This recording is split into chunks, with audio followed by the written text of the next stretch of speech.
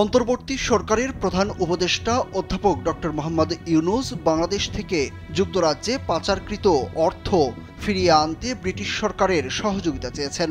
বুধবার রাষ্ট্রীয় অতিথি ভবন যমুনায় বাংলাদেশে নিযুক্ত ব্রিটিশ হাইকমিশনার সারা কুক প্রধান উপদেষ্টার সঙ্গে সৌজন্য সাক্ষাৎ করেন। এ সময় ডক্টর ইউনূস পাচার হওয়া অর্থ ফেরত আনার বিষয়ে ব্রিটিশ সরকারের সহযোগিতা চান। বৈঠক শেষে প্রধান উপদেষ্টার প্রেস সচিব শফিকুল আলম ফরেন সার্ভিস একাডেমিতে ব্রিফিংয়ে সাংবাদিকদের এই তথ্য জানান।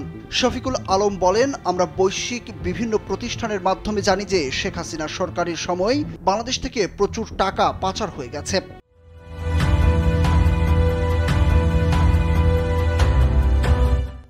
যুক্তরাজ্যে বিপুল সংখ্যক মানুষ বাড়িঘর করেছেন। পাচার হওয়ায় এই বিপুল পরিমাণ অর্থ কিভাবে ফেরত আনা যায় সে বিষয়ে ব্রিটিশ সরকারের সহযোগিতা চেয়েছেন ডক্টর ইউনূস।